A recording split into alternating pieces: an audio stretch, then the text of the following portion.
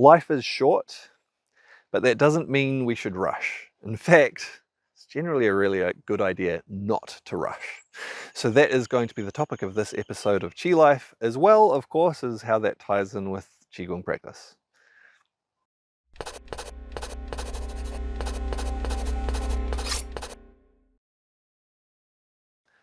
Okay, so this topic is not coming because I'm feeling really old at the moment or anything like that, although yeah, sometimes I feel a bit old.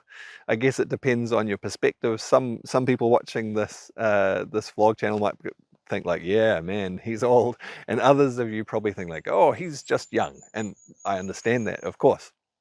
It's more about a general view and perspective on life that applies at any age, whether we're just young, just barely started our life, or somewhere in the middle, or realistically approaching the end of our lives, part of our natural cycle. I think this is a beautiful thing within Qigong. The more we practice, the more we understand the principles, the philosophy behind it, we start to understand and become comfortable with the natural cycles of life, the way that we move through different patterns, different cycles. And part of this is the cycle of life. Yeah, life has a beginning, a middle, and an end. And to appreciate where we're at in that cycle and make the most out of each part of that cycle.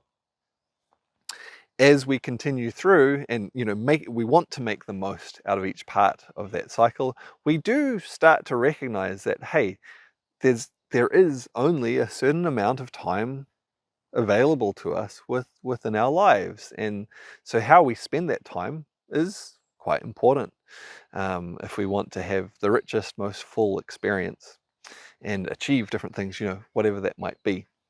And there can be a tendency as we start to become aware of this, and often people start to think about this quite a lot actually when they're quite young.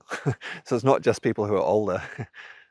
Probably more prevalent in people who are young actually, who they then want to rush and try to cram everything in. And it's one of those ironic things where often by rushing, well, a couple of things happen. One, we often actually achieve less. We don't achieve as much. And we certainly don't experience or appreciate it as richly or fully, whatever it is that we do achieve and experience. So I guess an analogy or an analog for this, because it's pretty closely tied in, is like eating food. Yeah. If you have an amazing meal that you want to eat, and there's all these beautiful foods, flavors within it, with full of nutrition and all that sort of thing. If you rush that meal, because like, I want to get it in, I want to get it all in, rush it in, you want to eat every part of it, get it all in, cram it down. Well, a couple of things are going to happen. One, because you haven't taken your time to eat that food, you're probably not going to digest it very well. And so you're actually literally not going to get as much nutrition out of it. And two, because you rushed it, you didn't give yourself an opportunity to really appreciate all of the flavors, the smells, the colors, the textures, which hopefully is a big part of the process of eating, but certainly a big part of the pleasure or the enjoyment of eating. And so it's similar with other activities in our lives. When we rush, we often find that we don't actually achieve as much. There's, for whatever reason, we don't do things as well, or, by fitting too much in, we actually miss something else out, something that was important, and that stops us from progressing the way that we thought we would, because we were in too much of a hurry. And also being in too much of a hurry means that we don't actually take the time to enjoy each stage, each experience of what we're doing. Yeah. And so, yeah, interesting dichotomy. It was like, yep, life is short. We want to fit everything and have the richest experience.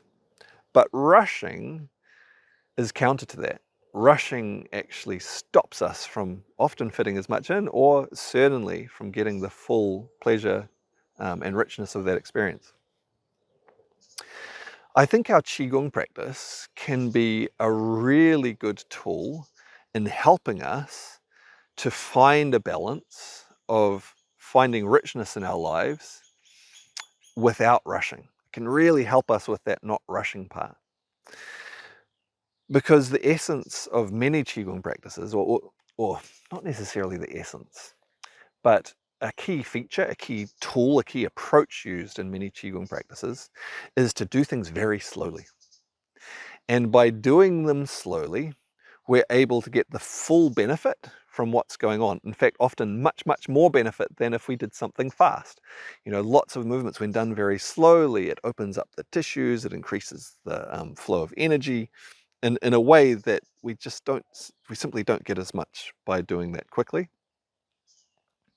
And we also develop a great appreciation, a great sense, a great awareness of what's happening as we do those practices slowly.